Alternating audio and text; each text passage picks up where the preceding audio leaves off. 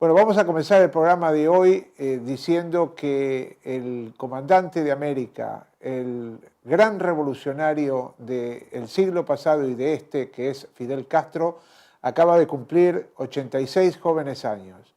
Realmente la figura de Fidel Castro tiene detrás suyo toda una historia, todo un compromiso de lucha, de trabajo solidario, no solamente con el pueblo de Cuba, desde aquel momento en que el comandante encabezara el ataque al cuartel del Moncada, que hace muy poco recordamos, sino toda la trayectoria de Fidel en la Sierra Maestra y después en el gobierno revolucionario cubano. Pero decir Fidel es decir también un compromiso internacionalista. Un hombre que nunca le ha fallado a los revolucionarios del tercer mundo, pero también jamás le ha fallado a los pueblos que van construyendo poco a poco la posibilidad de lograr en el continente latinoamericano la segunda independencia.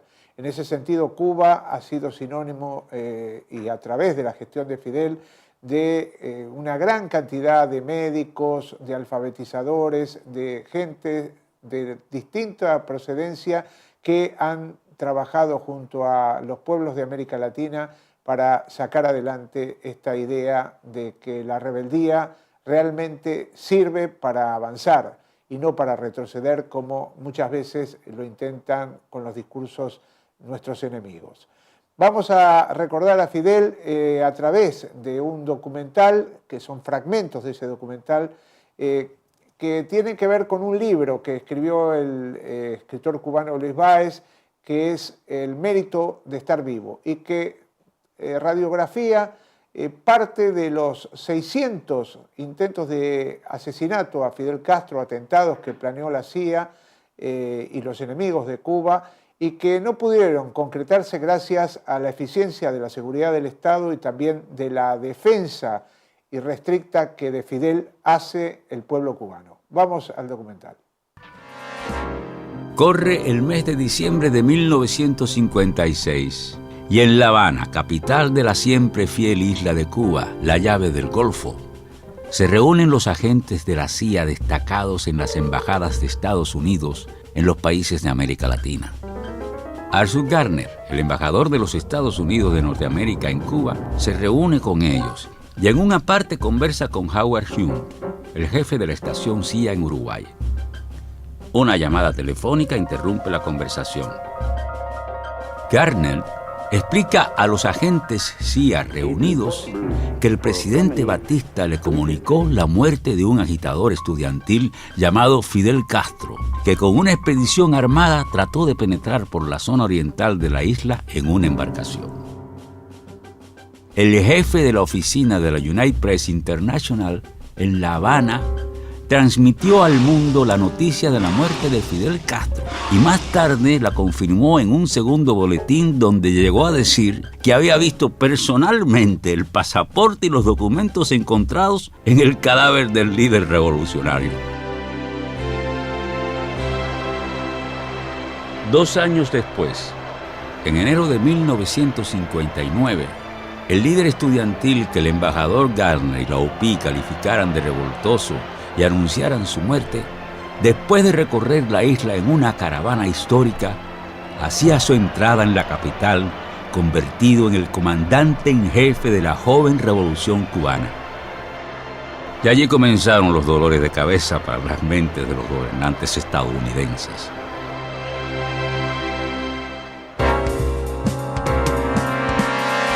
Antes del triunfo de la revolución, existen antecedentes de que los servicios especiales trataron también de eliminar al comandante en jefe. Primeramente en la universidad, cuando se destacaba como líder estudiantil, y posteriormente en la Sierra Maestra. Posterior al triunfo de la revolución, se convirtió para los gobernadores norteamericanos una obsesión la eliminación del comandante en jefe.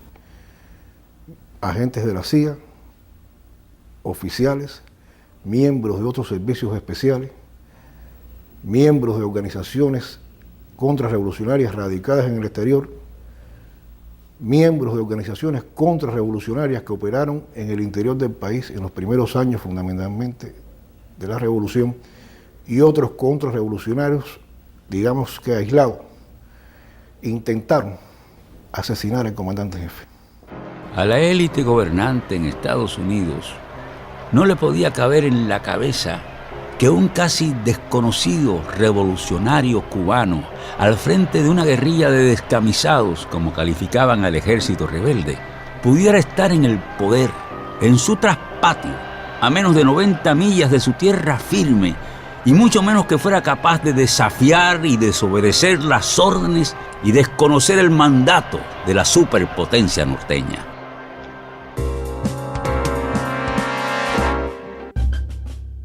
...50 días después que el director de la CIA, Allen Dulles, presenta el proyecto de derrocar a Castro,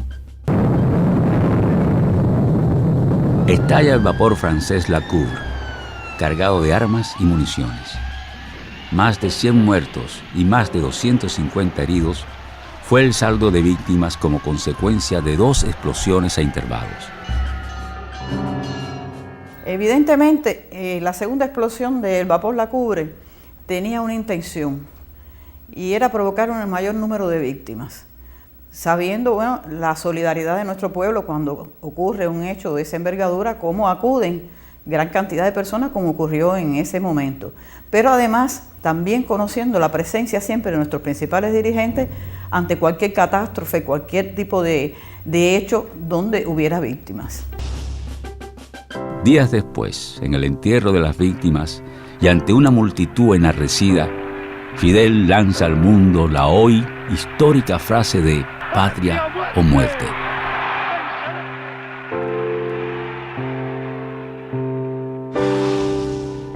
Y como ejemplo de desesperación e impotencia, uno que si no fuere por las connotaciones del asunto movería risa.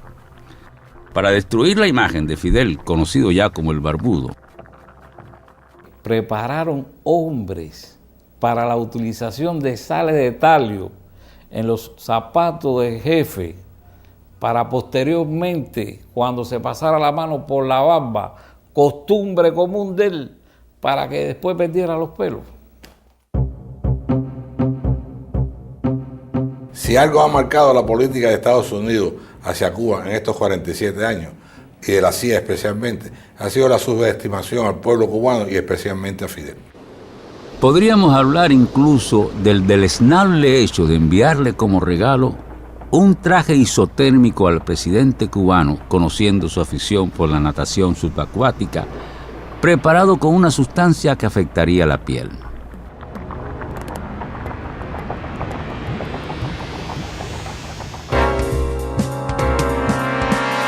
Ya en agosto de 1960, la CIA comienza a preocuparse por la popularidad de la Revolución Cubana, y a través de sus oficiales y agentes comienza también a contactar a los miembros del Sindicato del Crimen. En esos momentos, Fidel Castro rompe todas las conjeturas de sus enemigos y viaja a Nueva York para participar en la Asamblea de la ONU.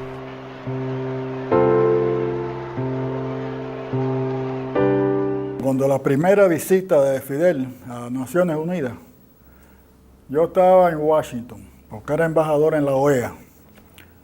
Entonces, cuando Fidel llegó, yo fui a Nueva York a hablar con él. Fidel le habían puesto muchos obstáculos para hospedarse en un hotel de primera clase ahí en Nueva York. Le pidieron mucho dinero, en fin, le hicieron millones de desaires. A pesar de los planes que se organizaban, la CIA, para aprovechar cualquier oportunidad que se diera durante la visita, alquiló una suite en un lujoso hotel donde supuestamente se instalaría Fidel. En uno de los salones del hotel al que asistiría regularmente Fidel y la delegación cubana, la CIA tenía entre sus planes colocar una caja de tabacos preparados para que si el dirigente cubano tomaba uno y lo encendía, se produjera una explosión de fatales consecuencias. Para sorpresa de todos, la delegación cubana decide alojarse en el modesto Hotel Teresa en el corazón del barrio de Harlem.